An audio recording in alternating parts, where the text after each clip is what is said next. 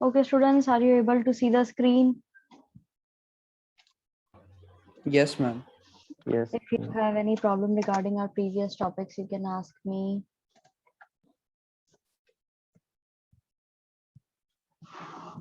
No, ma'am. Okay.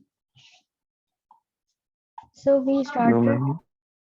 Okay, so we started this paragraph. Formally, a leader who has the support of the majority is appointed by the president as prime minister. Formally, जो leader होता है जिसको majority में support मिला हुआ होता है वो उसे ही प्राइम मिनिस्टर बनाया जाता है, प्रेसिडेंट उन्हें ही अपॉइंट करते हैं. ठीक है. The prime minister then decides who will be the ministers in the council of minister. Prime minister फिर डिसाइड करता है कि भाई उनका काउंसिल ऑफ मिनिस्टर में कौन कौन व्यक्ति कौन कौन सा मिनिस्टर आएगा. The prime minister allocates ranks and portfolios of them to the minister. Prime minister उनको रैंक देते हैं और उनके पोर्टफोलियोज जो है उनको एलोकेट करते हैं, देते हैं कि आपको किस डिपार्टमेंट में जाना है. Depending upon the seniority and the political importance, the ministers are given to the rank of the cabinet minister, minister of state and deputy minister. अब इनकी सीनियरिटी कि कितने सीनियर हैं, क्या इनकी इंपॉर्टेंस है राजनीतिक तौर पे, कौन से मिनिस्टर्स को कैबिनेट मिनिस्टर बनाया जाएगा, कौन से को स्टेट मिनिस्टर और किसको डिप्यूटी मिनिस्टर, वो उस अकॉर्डिंगली दिया जाता है. In the same manner, chief minister of the state choose ministers from their own party और कोलिएशन. अब क्या है, उसी तरीके से जब स्टेट लेवल पे आते हैं तो चीफ मिनिस्टर भी इसी तरीके से अपने मिनिस्टर्स को चूज करते हैं अपनी पार्टी में से या जो गठबंधन की सरकार में दूसरी पार्टीज को इन्वॉल्वमेंट हुआ है उनमें से. The prime minister and all the minister have to be members of the parliament. Prime minister और प्राइम मिनिस्टर्स और जो बाकी के मिनिस्टर्स होते हैं उनका पार्लियामेंट का मेंबर्स होना जरूरी है. If someone becomes a minister or prime minister without being an MP, such a person has to get elected to the parliament within 6 months. अगर कोई व्यक्ति मिनिस्टर बनता है या प्राइम मिनिस्टर बनता है बिना MP हुए तो उनको इलेक्शन जो है पार्लियामेंट के उसके अंदर 6 महीनों के अंदर ही इलेक्ट होना पड़ता है. क्लियर है, समझ में आया, किसी को कोई दिक्कत? No, ma'am. ओके. मैम ये last line if someone becomes a minister please repeat कर दीजिए. देखो ये जो है ये लास्ट लाइन क्लॉज है जो देखा नहीं जाता कि अगर किसी को मिनिस्टर बना दें और प्राइम मिनिस्टर बना दें बिना वो MP हुए, यानी वो कभी MP रहा ही नहीं, उसने जितने भी ये आगे के जो लेवल्स होते हैं वो क्लियर करा ही नहीं बेसिक और सीधे उसको बना दिया गया है, तो उसको इलेक्ट होना पड़ता है पार्लियामेंट के अंदर. 6 महीने के अंदर ही उसको इलेक्ट होना पड़ता है और फिर वो प्राइम मिनिस्टर और या मिनिस्टर बन सकता है. सिंपली ये वाली चीज जो है ऐसे होती नहीं है इतनी फ्रीक्वेंटली क्योंकि सब इलेक्शंस लड़ करके ही ये चीजें करते हैं, तो वो ये वाला जो क्लॉज है थोड़ा सा डिफरेंट है. बट एक संभावना जो है बेसिकली यहाँ पे बताई गई है कि पॉसिबिलिटी है कि ऐसे भी हम कर सकते हैं. ठीक है, Yes, अब क्लियर ma'am. है. Okay, moving on. In the chapter on the legislature, you will study in detail the various mechanisms through which the parliament controls the executive. आप चैप्टर के अंदर आप देखेंगे लेजिस्लेचर के अंदर कि किस तरीके से अलग अलग मैकेनिज्म जो है वो अप्लाई किए जाते हैं जिसमें पार्लियामेंट कंट्रोल करता है एग्जीक्यूटिव को. But remember that the most important feature of the parliamentary executive is that the executive is routinely under the control and supervision of the legislature. लेकिन ध्यान दीजिएगा सबसे इंपॉर्टेंट फीचर जो है वो ये है कि पार्लियामेंट्री एग्जीक्यूटिव जो है वो ही इकलौता ऐसा एग्जीक्यूटिव है जो रूटीनली यानी कि पर्टिकुलर टाइम ऑफ इंटरवल में कंट्रोल करता है और सुपरवाइज करता है लेजिस्लेचर को. The council of ministers is collectively responsible to the Lok Sabha. Council of ministers जो है वो पूरी तरीके से लोकसभा जो है उसको लेकर के रिस्पॉन्सिबल रहते हैं. This provision means that a ministry which choose इसका मतलब ये है इस प्रोविजन का कि जो मिनिस्ट्री लूज कर देती है कॉन्फिडेंस लोकसभा के अंदर उनको रिजाइन करना पड़ता है. The principle indicates that the ministry is an executive committee of the parliament and it's collectively governs on the behalf of the parliament. ये principle ये बताता है कि मिनिस्ट्री जो एग्जीक्यूटिव कमेटी के अंदर है जो पार्लियामेंट को चला रही है वो कलेक्टिवली काम करती है पार्लियामेंट के बिहाफ पे। कलेक्टिव रिस्पॉन्सिबिलिटी उसी की होती है। Collective responsibility is based on the principle of solidarity of the cabinet, कि कितने सही तरीके से कैबिनेट जो है वो काम कर रहा है उस पर डिपेंड करता है। It implies that a vote of no confidence, even against a single minister, leads to the resignation of the entire Council of Ministers. Line को मार्क कर लीजिए। इसका कहने का मतलब ये है कि जो सॉलिडेरिटी ऑफ कैबिनेट जो बोली गई है बात, वो ये है कि अगर किसी एक मिनिस्टर के खिलाफ भी नो कॉन्फिडेंस मोशन साइन कर दिया जाता है तो पूरा जो काउंसिल ऑफ मिनिस्टर है उसको रिजाइन करना पड़ता है। It also indicates that if a minister does not agree with the policy or decision of the cabinet, he or she must either accept decision or resign it. और इसका मतलब ये भी है कि भाई अगर कोई इकलौता मिनिस्टर अग्री नहीं कर रहा है किसी पॉलिसी के अंदर और डिसीजन जो है कैबिनेट का उसके साथ में अग्री नहीं कर रहा, तो उस व्यक्ति को या तो एक्सेप्ट, उसके पास में दो ही ऑप्शन, या तो वो एक्सेप्ट करे या रिजाइन करे। It is binding all the minister to pursue or agree to a policy for which there is a collective responsibility. अब ये सारे पॉइंट जो भी हमने ऊपर पढ़े, इसका मतलब क्या है, क्यों किए गए हैं, जिससे जो कलेक्टिव रिस्पॉन्सिबिलिटी है ना उसके अंदर ये प्रॉपर्ली काम करे। ऐसा नहीं कि अपनी मन मर्जी के हिसाब से अपना वो डिसीजन देते रहे और काम अटका रहे। अगर कलेक्टिवली रिस्पॉन्सिबिलिटी उठाएंगे तभी जाकर के प्रॉपर किसी डिसीजन पर पहुंचेंगे और कोई पॉलिसी जो है वो बनेगी। समझ में आया? इस पैराग्राफ में आपको कोई दिक्कत आप लोग पूछ सकते हैं।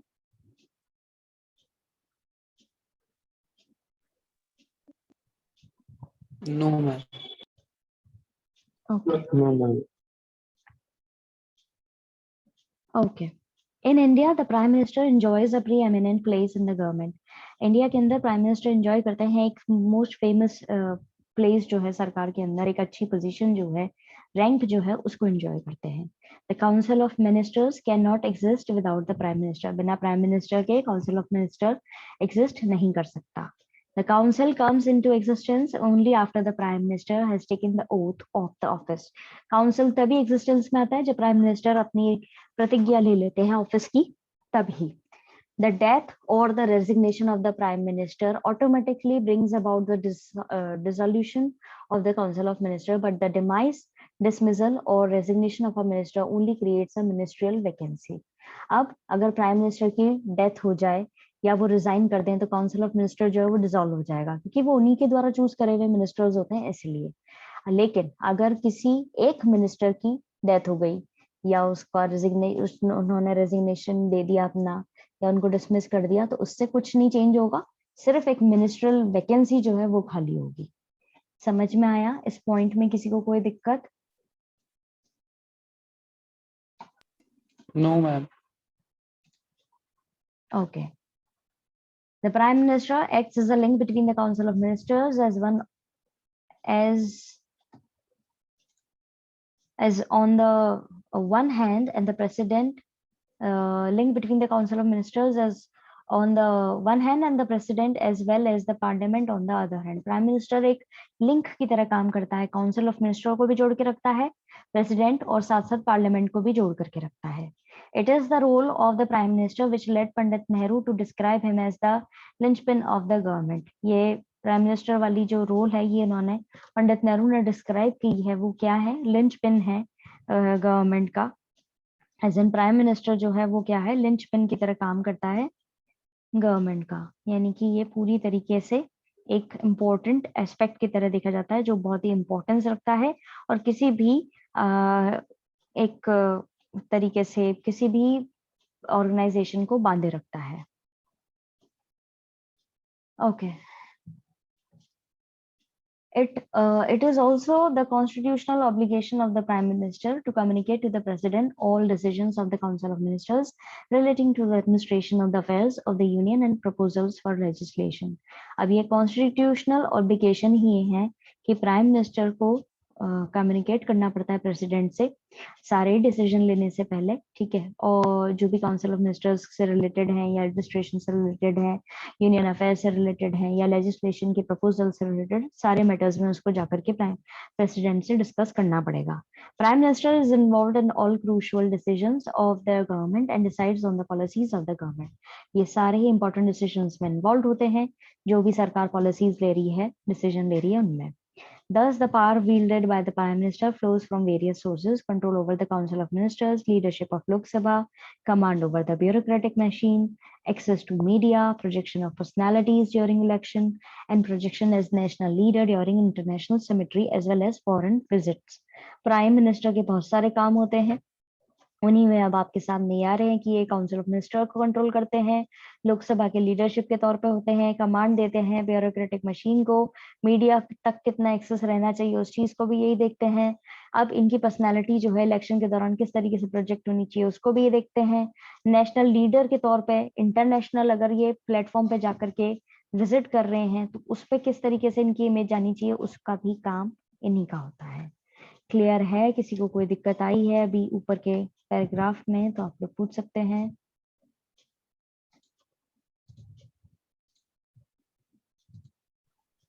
मैम अगर कोई प्रेसिडेंट के अगेंस्ट में कोई न्यूज चैनल बोले तो? पहली बात तो बोल नहीं सकता, एक फ्रीडम ऑफ स्पीच जो है वो दे रखा है, लेकिन एक सर्टेन बाउंड्री तक ही दे रखा है। आप किसी भी जो ऑफिशियल होते हैं उनके खिलाफ गलत तरह का स्टेटमेंट या उन पर आप एलिगेशंस नहीं लगा सकते हो।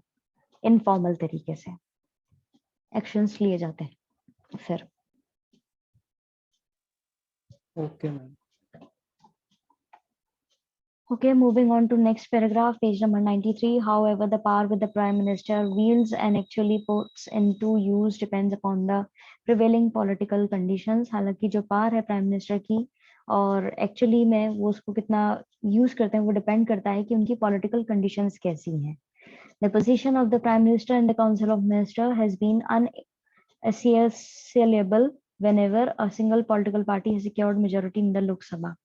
अब ये क्या है, बेसिकली पॉलिटिकल पोजीशन जो है प्राइम मिनिस्टर के और उनके जो काउंसिल ऑफ मिनिस्टर्स हैं इनकी पोजीशन डिपेंड करती है कि भाई उन पर क्वेश्चंस उसी हिसाब से उठाए जाते हैं, तभी अनएसेसिएबल होती है वो कि जब तक एक सिंगल पार्टी मेजोरिटी में नहीं आ जाए। लोकसभा के इलेक्शन में अगर एक सिंगल पार्टी अच्छे से आ गई है तो उनकी प्राइम मिनिस्टर पे भी कोई, क्योंकि प्राइम मिनिस्टर जो है वो उसी पार्टी के लीडर को बनाया जाएगा तो वो अपनी पार्टी में से ही काउंसिल ऑफ मिनिस्टर्स को चूज करेंगे, तो कोई भी उन पर क्वेश्चन नहीं उठा सकता। However, this has not been the case when governments have been led by coalitions of political parties. हालांकि इस तरह से कोई भी ऐसी चीज नहीं हुई है, क्योंकि अधिकतर अभी तक सरकारें जो बनी है 1989 के बाद में वो गठबंधन की सरकारें बनी है, तो कोई भी एक सिंगल पॉलिटिकल पार्टी बहुमत में नहीं आई है। Since 1989, we have witnessed many coalition governments in India. Many of these governments could not remain in power for the full term of Lok Sabha. They were either removed or they resigned due to the loss of support of the majority.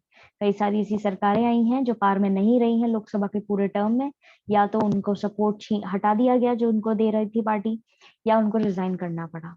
These developments have affected the working of the parliamentary executive. इस सारे ये जो अभी ऊपर हमने देखा कि resign करना पड़ गया या उनसे सपोर्ट हटा लिया गया, वो पूरे लोकसभा का जो फुल टर्म होता है उसमें काम नहीं कर पाया, उससे पार्लियामेंट्री एग्जीक्यूटिव के काम करने के तरीके पर काफी असर पड़ा है। समझ में आया? इस पैराग्राफ में आपको कोई दिक्कत तो आप लोग पूछ सकते हैं। No ma'am. Okay. In the first place, these developments have resulted in growing discretionary role of the president in the selection of prime minister. पहली फर्स्ट प्लेस में देखा जाए तो ये डेवलपमेंट जितने भी है उससे कई ज्यादा दिक्कतें आई हैं प्रेसिडेंट का जो सिलेक्शन है प्राइम मिनिस्टर को लेकर के उसमें। Secondly, coalitional nature of Indian politics in this period has necessitated much more consultation between political partners, leading to erosion of prime ministerial authority. दूसरा पॉइंट जो देखने को मिला है, अभी कोलिनेशन वाली जो सरकारें हैं, गठबंधन वाली सरकारें जो है हमारे भारतीय राजनीति के अंदर, उसमें देखा गया है कि काफी ज्यादा कंसल्टेशन बातचीत होती है पॉलिटिकल पार्टनर्स के तौर पे, इसके बाद में प्राइम मिनिस्ट्रियल अथॉरिटी जो है उसको किस तरीके से एरोड किया जाए, खराब किया जाए, वो चीज कहीं ना कहीं डिस्कस हो जाती है। Thirdly, it has also brought restrictions on various prerogatives of the Prime Minister, like choosing the ministers and deciding their ranks and portfolios. तीसरी चीज, कई सारे restrictions पाबंदियां लगाई गई हैं प्राइम मिनिस्टर की जो पावर है कि किस तरीके से उनको मिनिस्टर्स को चूज करना है, डिसाइड करना है किसको कौन सा रैंक देना है, कौन सा पोर्टफोलियो उनको असाइन करना है, उसको लेकर के भी काफी restrictions लगा दिए गए हैं। Fourthly, even the policies and programs of the government cannot be decided by the Prime Minister alone. Fourth point ये है कि कोई सा भी पॉलिसी और प्रोग्राम जो है अकेला प्राइम मिनिस्टर चूज नहीं कर सकता. Political parties of different ideologies come together both as pre-poll and post-poll allies to form a government. Political parties अलग अलग ideologies, अलग अलग विचारधारा वाली साथ में आती हैं, पोलिंग के पहले भी, पोलिंग के बाद में भी बनाने के लिए सरकार. Policies are framed after a lot of negotiations and compromises among the allies. Policies बनाई जाती हैं, बहुत ज्यादा नेगोशिएशन होता है, मोल भाव होता है, कॉम्प्रोमाइजेस करने पड़ते हैं जितने भी अलाइज आए हैं सपोर्ट में उनके बीच में. In this entire process, the prime minister has to act more as a negotiator than a leader of the government. पूरे प्रोसीजर में प्राइम मिनिस्टर को एक नेगोशिएटर के तौर पे काम करना पड़ता है बजाय एक सरकार के लीडर के तौर पे. इस पैराग्राफ में अगर आपको कोई दिक्कत आई है तो आप लोग पूछ सकते हैं.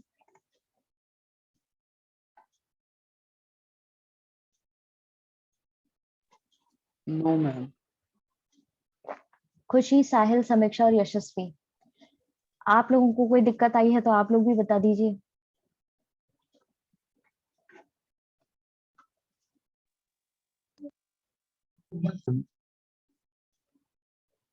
सिर्फ अर्पित को तो पढ़ाती नहीं हूँ मैं क्लास में, सभी बच्चों को पढ़ाया जाता है, तो सब एक्टिवली रिस्पॉन्स दिया करिए.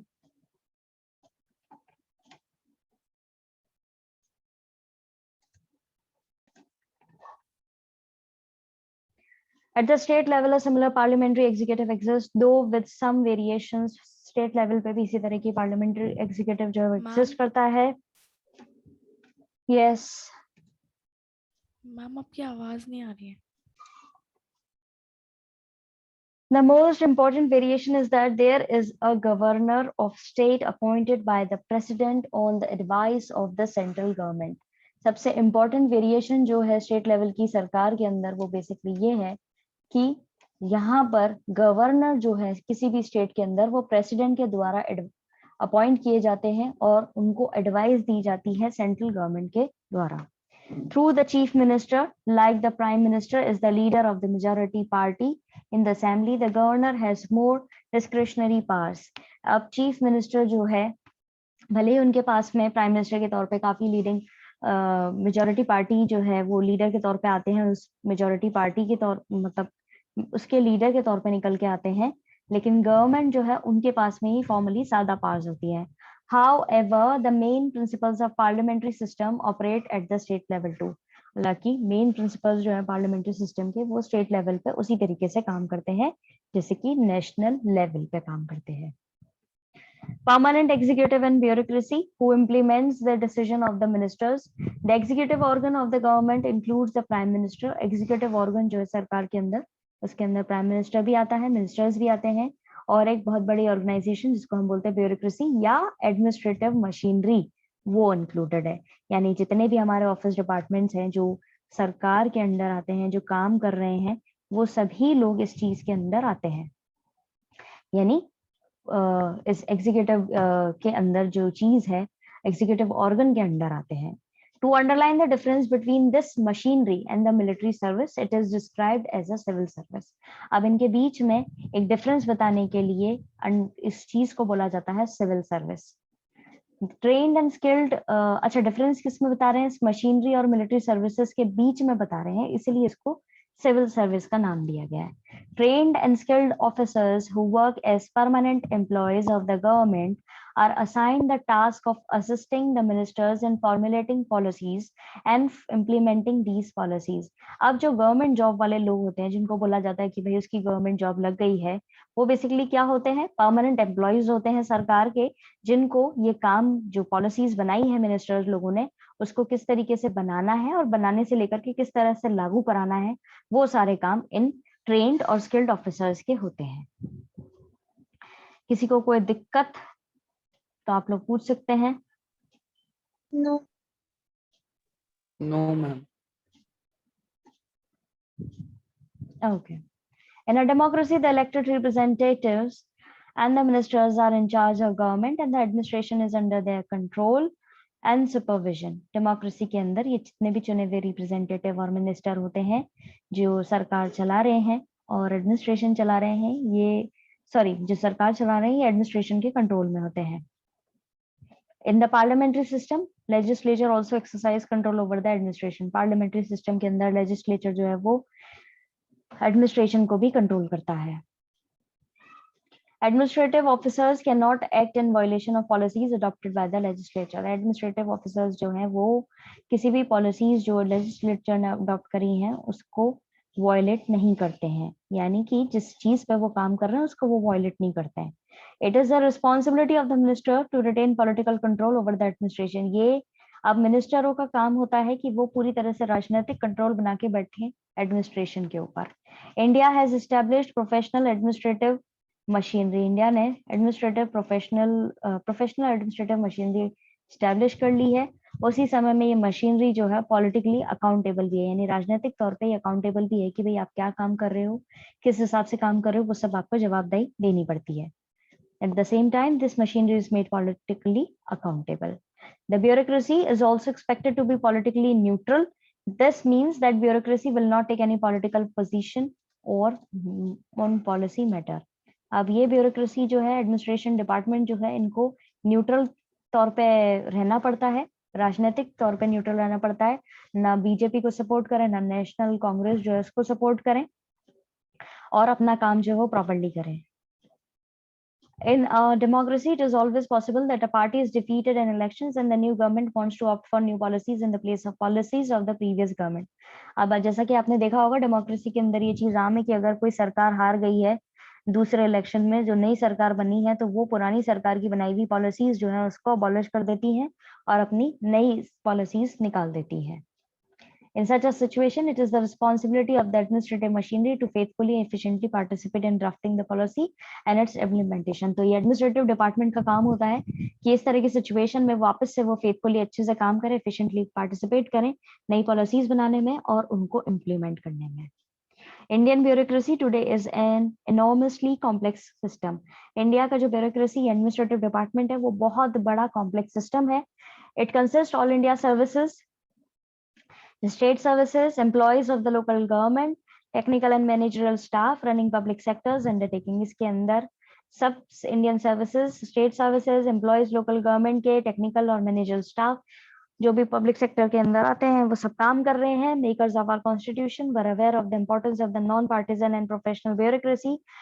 संविधान बनाने वालों ने नॉन पार्टिजन और प्रोफेशनल ब्यूरोक्रेसी की इंपॉर्टेंस को अच्छे से वो जानते थे, इसलिए उन्होंने ये काम किया अच्छे से। They also wanted the members of the civil services और bureaucracy to be impartially selected on the basis of merit, और वो ये भी चाहते थे कि एडमिनिस्ट्रेटिव डिपार्टमेंट के अंदर जितने भी लोग आ रहे हैं वो इम्पार्शियल तरीके से सेलेक्ट हो अपनी काबिलियत पे।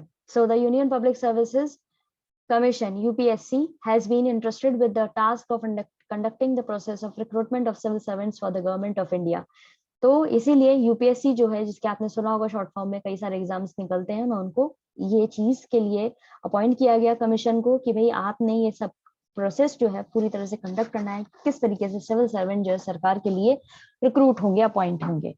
Similar public services commissions are provided for state also. स्टेट के लिए भी, ये तो सेंटर की हो गई यूपीएससी, स्टेट में जब अपॉइंट करने होते हैं तो उनके लिए भी स्टेट को कमीशन दिया हुआ है, जैसे राजस्थान का Rajasthan public service commission RPSC, जो RAS वगैरह जजेस वगैरह यहाँ के और जो ऑफिसर्स होते हैं उनको अपॉइंट करते हैं एग्जाम के तहत लेकर के, और UPSC जो है वो IAS वगैरह जो है और ये पुलिस के जितने भी होते हैं एग्जाम SP वगैरह IPS वगैरह वो अपॉइंट करते हैं। Members of the public service commissions are appointed for a fix term. अब ये मेंबर्स जो होते हैं सर्विस कमीशन के वो एक फिक्स टाइम पीरियड तक के लिए ही काम करते हैं। द रिमूवल और suspension is subject to a thorough inquiry made by a जज ऑफ द सुप्रीम कोर्ट। अब इसके जो मेंबर्स होते हैं उनको हटाया या उनको रिमूव कैसे किया जाता है, जबकि कोई उन पर इंक्वायरी बिठाई जाए किसी जज के द्वारा सुप्रीम कोर्ट के, तब। क्लियर है, समझ में आया? किसी को कोई दिक्कत? No, ma'am.